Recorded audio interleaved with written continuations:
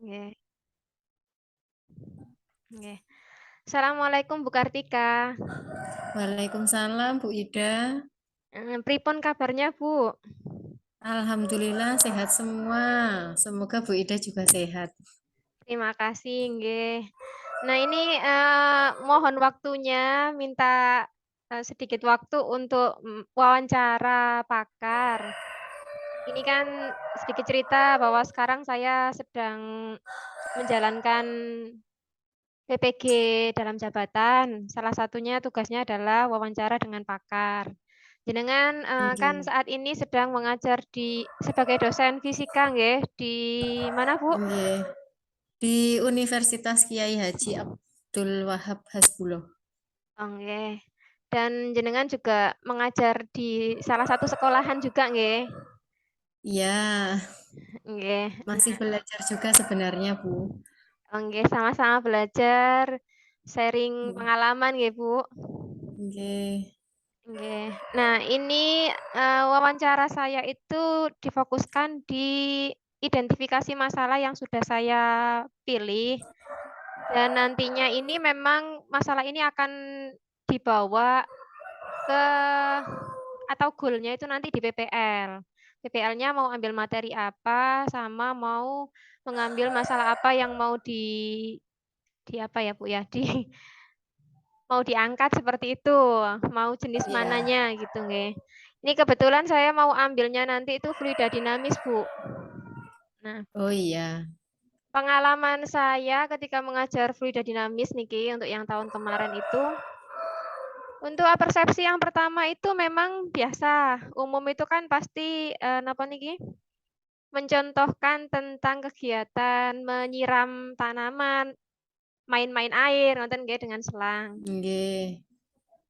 Saat mereka saya tanya kalau misalkan kepingin menyiram, dengan selang tadi, tapi jaraknya itu jauh, saya bertanya kepada mereka apa yang harus mereka lakukan, mereka kompak menjawab dengan memencet memencet ujung selang, seperti itu.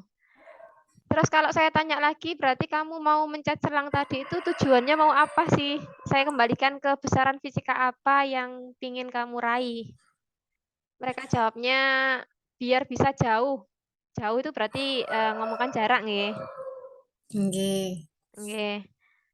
Terus saya kaitkan lagi dengan, "Berarti kalau kamu memencet itu kamu melakukan besaran apa ini?" Mereka bilangnya tekanan. Ya, logis ya, Bu, ya, memang dia harus menekan. Iya. Tapi sayanya maunya kan membawa, menggiring mereka ke materi tentang asas kontinuitas. Iya. Nggih. Ruas Yang permukaannya ya. iya, heeh, tapi mereka tidak bisa nyambung ke situ. Padahal ini sebelumnya itu saya sudah mengatakan untuk belajar terlebih dahulu atau membaca seperti itu materinya.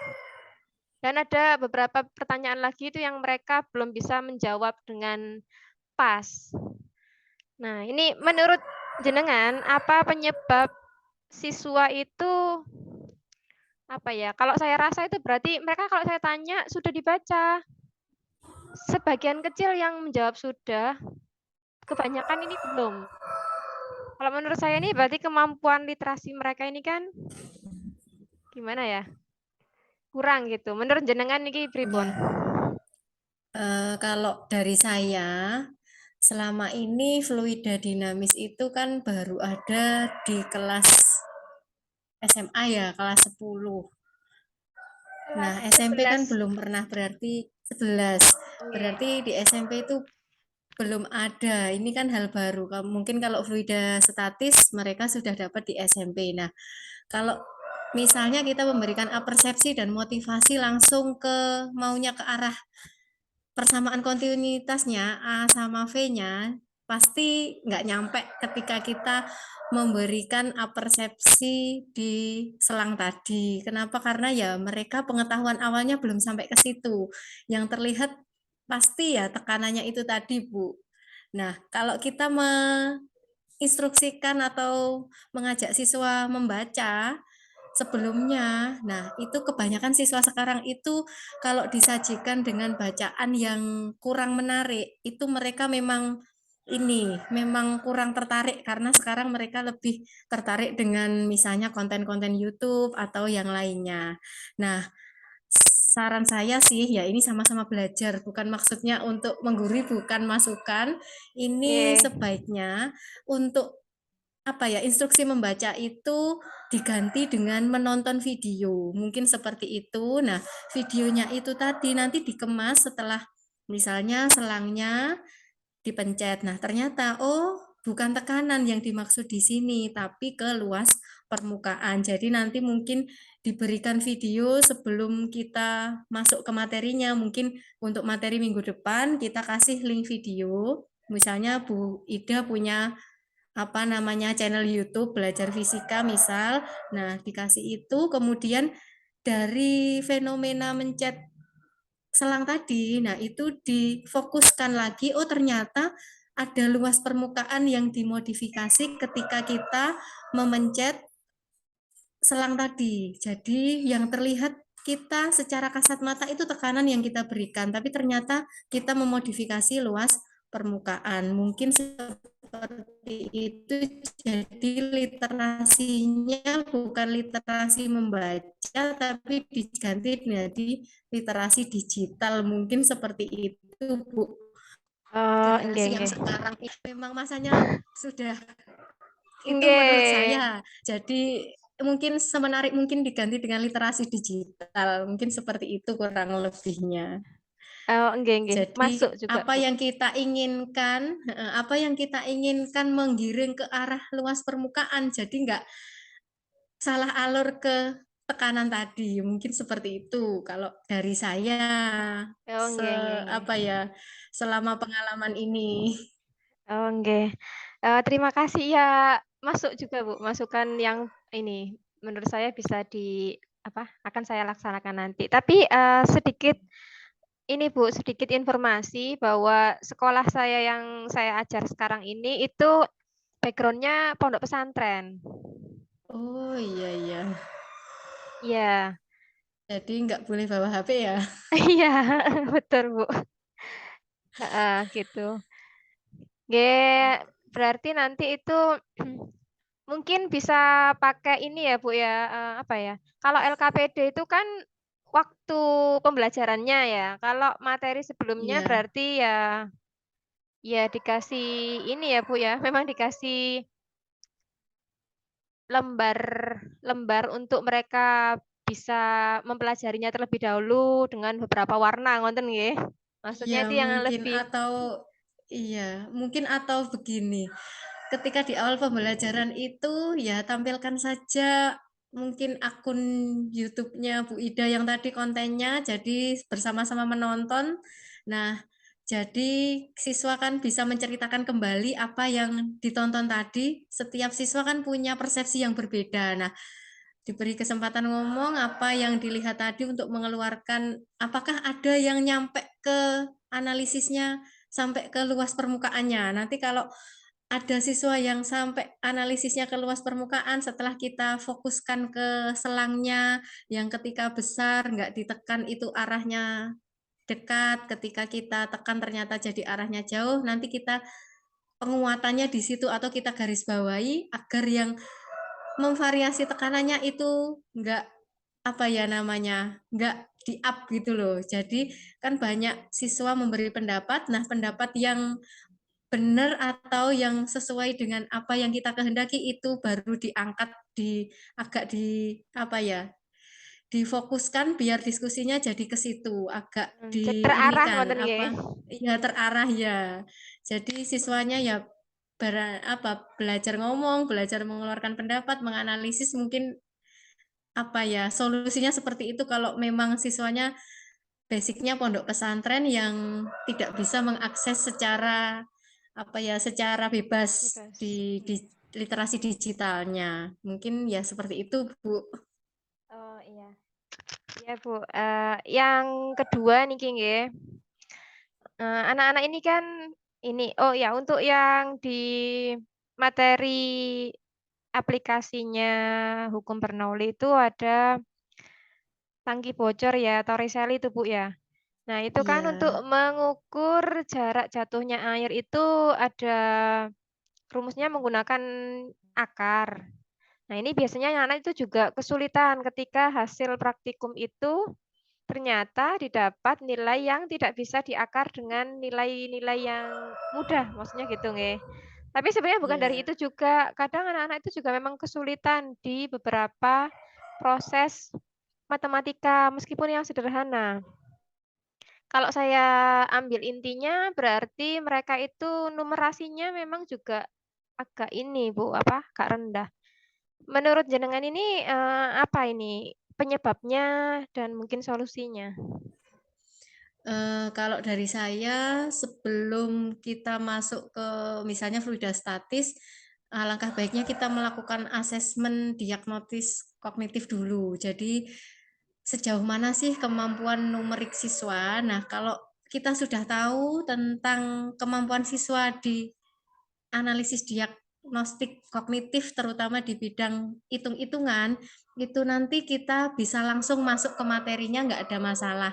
Nah, kalau ternyata kondisi siswa kita perhitungannya lemah, mungkin kita bisa mengajari dulu dasar-dasarnya. Jadi, misalnya akar, mengingatkan kembali yang sudah bisa atau yang belum bisa kita tuntun nanti, atau kalau ada waktu setelah pulang sekolah kita berikan tambahan untuk siswa-siswa yang memang sama sekali kemampuan matematikanya apa ya, di bawah rata-rata daripada teman yang lainnya. Mungkin kalau yang lainnya sudah ada bekalnya cuma lupa, tapi kalau yang benar-benar perlu tambahan mungkin harus ditambahi dulu. Jadi basic hitungannya diperbaiki, baru kita masuk ke materi yang fluida dinamis yang bentuk akar untuk mencari berapa senti atau berapa jauh harusnya kebocoran lubangnya. Itu mungkin seperti itu, Bu. Jadi pentingnya asesmen diagnosis kognitif terutama dalam numerasinya sebelum kita ke rumusnya. Seperti itu, Oh, Bu, mungkin masukan dari saya. iya Bu, ini selama ini memang saya belum begitu memahami untuk menganalisis diagnostiknya numerasi tadi. Ya nanti Iya, saya akan coba mencari, apa saja sekiranya yang harus saya lakukan iya, untuk menuju ke sana agar mereka mudah memahami, cara menghitung matematika secara sederhana. iya. Gampang Ini saja, Bu. Misalnya akar 4, akar ini, kasih soal matematika yang pendek-pendek gitu saja oh mungkin nggih untuk nggih. asesmen diagnostik kognitifnya. Iya iya. Ini kan yang kemarin juga saya tuh, kalau dulu-dulu itu pengalaman ketika mengadakan praktikum tentang Torricelli ini, mereka memang saya suruh menyiapkan sendiri alatnya. Kan memang hanya botol sederhana ya, Iya, botol-botol bekas. Saya meminta mereka untuk membuat 2 lubang. Itu memang saya bebaskan mereka, eee, lubangnya berapa, jaraknya berapa dari posisi bawah. Tapi entah ini yang salah saya atau gimana ya, padahal saya tuh maunya kadang tuh mereka sudah saya kasih tahu, saya kasih sedikit materi bahwa nanti yang kalian cari adalah kecepatan dan jarak jatuh. Terus di situ sudah saya kasih tahu untuk, jarak jatuh itu nanti rumusnya pakai akar. Berarti yang harus mereka persiapkan agar mereka itu mudah menghitung akarnya itu kan sedikit iya, mencari angka yang harusnya itu sesuai gitu nggih, di apa itu, ketika iya, bikin lubangnya tadi itu. Tapi mereka itu juga kadang entah karena menurut saya sudah ngomongnya sudah pas, entah mereka itu memang tidak ngeh atau yang kedua itu karena mereka hanya mengambil nilai yang gampang, misalkan pakai jaraknya tadi itu cuma 5 meter dan 10 meter, itu kan pengulangan pengulangan nilai yang gampang untuk mencari posisi ya, tapi ketika dihitung iya. belum tentu Angkanya cantik gitu. iya, oke, betul. Iya. Jadi menurut jenengan ini apakah saya harus menyiapkan, beberapa posisi nilai apa itu tadi jaraknya itu saya tentukan atau mereka saya bebaskan nggih? Sudah bagus sih sebenarnya Bu, panjenengan sudah memberi clue-cluenya sudah cukup jelas ya. Tapi mungkin karena siswanya pengen disayang, pengen dimanja, pengen diperhatikan, jadi sudah diberi clue seperti itu, tapi masih pengen ini apa gurunya fokus ke siswanya.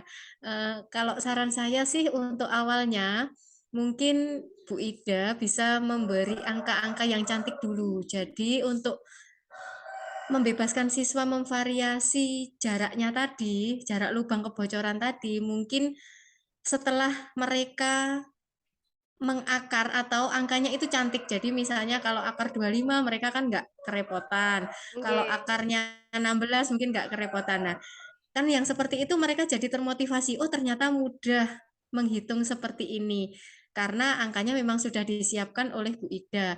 Tapi untuk selanjutnya, misalnya langkah ketiga atau keempat, petunjuknya di situ, silahkan kalian memvariasi lubang kebocorannya. Nah, mereka kan angkanya milih sendiri. Oh, ternyata mereka motivasinya tinggi, gampang ini, nanti caranya seperti ini. Oh ternyata kalau mereka variasinya angkanya nggak ketemu angka akar yang cantik, nah ini tantangan bagi mereka yang tadinya termotivasi gampang, gampang karena angkanya sudah ditentukan oleh Bu Ida dan hasilnya cantik, jadi mereka kan semangat.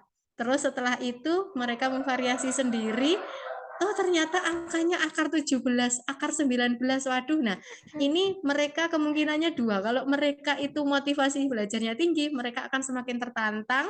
Tapi kalau mereka dari hasil asesmen diagnostik kognitifnya tadi ternyata kemampuan numerasinya rendah, nah mereka akan ini patah semangat. Loh kok angkanya jadi seperti ini? Di situ sudah nggak boleh pakai kalkulator, terus angkanya akarnya nggak cantik. Nah itu kemungkinannya dua. Jadi penting sekali ketika kita tahu kemampuan awal siswa, dengan cara asesmen diagnostik kognitif tadi dalam hal numerasi. Yang kedua, pentingnya kita mengajari dari hal yang mudah dulu, dari hal-hal yang misalnya tadi angkanya dibuat cantik, terus kalau sudah mereka motivasinya, oh ternyata mudah, baru kita instruksikan untuk siswa memvariasi angkanya. Jadi mereka juga ada tantangan, juga mereka ada motivasi untuk belajar lebih lagi. Jadi saran saya seperti itu, di atur dulu angkanya biar cantik, biar mereka seneng dulu, baru kalau sudah mahir dengan akar-akaran kita tantang ke variasi angka yang mereka pilih sendiri. Mungkin seperti itu Bu, masukan dari saya. Nggih nggih, terima kasih, Bu.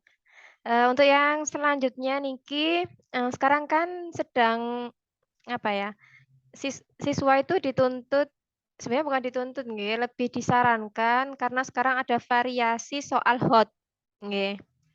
Ya, Nah, soal hot itu, ini, kadang mereka tuh kalau misalkan dikasih, "Bu, soal yang biasa aja belum bisa niki, masa kita" nggih, ngoten niku lah. Mau kalau soal iya. hot gimana? Seperti itu. Kayak gimana ini solusinya sama menurut jenengan? Kalau mengerjakan soal HOTS itu mungkin ya Bu, atau harusnya itu memang perlu pembiasaan dulu. Kalau awal-awal memang ketika misalnya setiap harinya soalnya nggak HOTS, terus kemudian ketika ujian atau ketika praktikum kita langsung menyodorkan soal HOTS, ya pasti siswanya kaget. Jadi memang perlu pembiasaan dulu. Soal HOTS kan cenderung literasi apa Nggih. namanya bacaannya panjang tapi yang ditanyakan ternyata ini, oh poinnya ini. Jadi pembiasaan dulu, memang nggak bisa misalnya sehari, seminggu, 2 minggu nggak bisa, mungkin satu bab dulu kita biasakan dulu siswa dengan soal-soal HOTS. Kalau analisisnya bagus, nah ketika ulangan harian mungkin di bab selanjutnya langsung ke ulangan harian kita terapkan. Tapi kalau analisis siswanya ke maksud dari soal yang ditanyakan tadi misalnya kurang mengena atau siswa sudah bosan membaca bacaan yang panjang, nah ini kita tuntun dulu. Jadi memang harus dibiasakan dulu untuk mengerjakan soal HOTS sesering mungkin, kalau bisa sehari ketika mapelnya fisika harus ada satu soal HOTS yang dibahas. Jadi nggak bisa ketika kita langsung misalnya ada 16 JP, ketika materinya 8 JP itu materi full, lalu kita soal-soalnya langsung HOTS memang agak berat. Jadi di akhir pembelajaran kan ada evaluasi mungkin ya, satu saja soalnya menganalisis soal ini maksudnya apa, nggak perlu sampai ke penyelesaian. Jadi pahami dulu misalnya siswa diajak memahami, soal ini maunya kemana sih, yang ditanyakan apa. Itu dulu mungkin untuk pemanasannya, jadi nggak perlu sampai ke penyelesaian soal. Oh, Maksudnya nggih nggih. soal ini apa sih? Jadi sampai dia tahap diketahui, tanya, itu sudah selesai. Di situ saja nggak Sudah perlu sampai bagus ke nggih. jawabnya. Ya sudah bagus. Soalnya untuk menganalisis soal HUTS ini, maunya soal ini yang ditanyakan apa itu kadang pikirannya siswa kalau belum terbiasa itu agak berat. Nah, kalau kita terlalu apa ya memaksakan nanti jatuhnya siswanya itu nggak termotivasi. Jadi awal-awal tanpa pemanasan langsung ke poinnya. Nah, nanti siswanya jadinya, aduh Kaget nggih. fisika kok nggak enak sekali, fisika kok susah sekali. Jadi image-nya fisika ya seperti yang kita dapat selama Selama ini, ini. nggih Jadi nggih kurang nggih. menyenangkan. Jadi Nggih. nggak usah terlalu ini apa namanya mengejar target dulu, tapi yang penting analisis soalnya ini apa, mungkin seperti itu sampai tahap ditanyakan tahu itu saja sudah bagus menurut saya. Oh, Jadi nggih nggih. untuk ke penyelesaiannya besok-besoknya lagi. Satu soal Pemanasan. bisa 2 kali iya, Ya 2 kali pemanasannya, pertemuan nggih. atau mungkin awalnya gitu, baru kalau sudah terbiasa setiap pertemuan satu soal mungkin gitu, Bu. Jadi nggak bisa langsung. Nggih nggih. Nggih. Oke. Untuk yang selanjutnya nih, Bu. Sekarang Iya, juga sedang ini ya, saya tuh, kalau untuk praktikum memang jarang jarang sekali saya lakukan. Yang pertama karena lab-nya itu sudah beralih fungsi dengan menjadi kelas niki. Terus untuk alat-alatnya juga sangat terbatas. Terkadang saya menggunakan praktikum sederhana nggih. Tapi ini kan sekarang lagi marak apa ya, ada solusinya, solusi terbaru itu kan lab virtual nggih, nggih. lab virtual. Nah, ini memang selama ini saya belum pernah menunjukkan ke mereka. Ini yang mau saya tanyakan adalah, apakah ketika saya mau menerapkan lab virtual menjadi menjadi pengganti dari sebuah praktikum nggih, padahal posisinya laptopnya cuma satu karena punya saya sendiri niki. Iya. Menurut jenengan ini apakah gimana ini solusinya kalau misalkan saya ingin praktikum tapi, dengan keterbatasan tersebut? Kalau menurut saya yang dilakukan Bu Ida seperti praktikum dengan melubangi botol itu jauh lebih bagus daripada kita menggunakan virtual lab. Karena ketika kita menggunakan virtual lab itu, keterampilan proses sains siswa itu nggak muncul, Bu. Jadi lebih baik panjenengan yang sudah seperti itu saja itu sudah bagus sekali menurut saya. Modifikasi botol mineral, kemudian melubangi itu gurunya sudah kreatif sekali, siswanya nanti juga ada angan-angan inovasi baru. Oh, guru saya sudah mencontohkan ini, nanti saya di rumah pengen membuat yang lebih unik lagi misalnya. Nah, itu menurut saya lebih bagus daripada kita menggunakan virtual lab. Tapi virtual lab itu juga menjembatani kalau memang kita tidak punya media. Contoh misalnya ketika kita praktikum melde sonometer, kan kita nggak bisa memodifikasi ya Bu, mungkin karena alatnya itu kan ya alatnya memang beda. Ketika kita Nggih, masuk ke fisika modern itu alatnya juga beda. Itu kita boleh menggunakan atau ya bolehlah atau kita gunakan virtual lab. Tapi ya itu tadi keterampilan prosesen siswanya nggak muncul, terus unsur kolaborasinya juga nggak ada, kemudian komunikasi siswanya juga nggak ada antara siswa dalam satu kelompok. Lah, lebih baik kalau saya mendukung Bu Ida yang dilakukan tadi sudah bagus. Yang praktikum dengan alat yang seadanya itu sederhana. malah gurunya kreatif sekali ya. Malah Bu Ida sungguh kreatif sekali, siswanya juga termotivasi, itu lebih baik yang seperti itu saja Bu kalau saya. Kalau memungkinkan untuk nggak virtual lab lebih baik gitu, tapi memang kalau ada praktikum-praktikum yang terutama fisika modern, termodinamika, itu kan nggak memungkinkan kita untuk apa ya, memodifikasi alat ya. kita mau nggak mau harus menggunakan virtual lab kalau memang ketersediaan di laboratorium fisikanya terbatas ya. Seperti itu sih masukannya, tapi lebih baik Bu Ida kan sudah kreatif. Nah, lebih baik yang seperti itu saja. Mungkin untuk materi yang lainnya virtual lab Bu bisa. Apalagi basicnya Seandainya pondok ya. nggih, nggih. Tadi yang untuk virtual lab itu ketika memang alat tidak bisa dimodifikasi kan, misalkan saya Iya. benar-benar menggunakan virtual lab. Oh, maaf ini tinggal 10 menit lagi. Oh iya. Eee, Misalkan menggunakan virtual lab untuk pengganti praktikum ketika hanya satu, apa ini, laptopnya, apakah Laptopnya. apakah setiap kelompok itu akhirnya harus bergantian nggih ketika mengambil data? Begini saja Bu, kan itu ada LCD-nya, Nggih, ditampilkan nanti perwakilan 2 atau 3 orang ngeset angkanya. Kalau virtual lab nggih, kan sudah dimasukkan angkanya, diklik langsung keluar muncul hasilnya. Nah, nggih. hasil dan angka yang dimasukkan oleh perwakilan kelompok tadi kan bisa dilihat oleh satu kelas. Nah, Oh, nggih. ini solusinya jadi kita gunakan LCD, nanti perwakilannya kalau misalnya kelompoknya kecil, bolehlah satu kelompok 3 orang maju untuk sebaiknya gimana ya angkanya kita variasi berapa atau di situ angkanya sudah ada di LKPD, mungkin langsung ngetikkan. Tapi kalau angkanya divariasi oleh siswanya dan siswa dalam satu kelompok itu mungkin ada 5 atau 6 orang, ya perwakilan saja untuk memasukkan angkanya maju ke depan, tapi angka yang ditampilkan itu bisa dilihat oleh semuanya. Oh, Jadi nggih, nanti nggih. setiap kelompok kalau nggak ada LCD mungkin 2 kelompok saja, satunya no tulis, satunya memasukkan angka hasilnya berapa, gantian dengan kelompok yang lainnya tetap di bawah bimbingannya Bu Ida. Jadi tetap bergantian gitu saja Bu, siswanya disuruh ke depan. Oh, nggih. Terima kasih Bu atas sarannya. Nggih, Moh ini nggih, akhirnya saya bisa menangkap semua sarannya, semoga ke depan, bisa diterapkan dengan lebih baik lagi. Terima kasih atas amin. waktunya Bu Kartika. Sama-sama.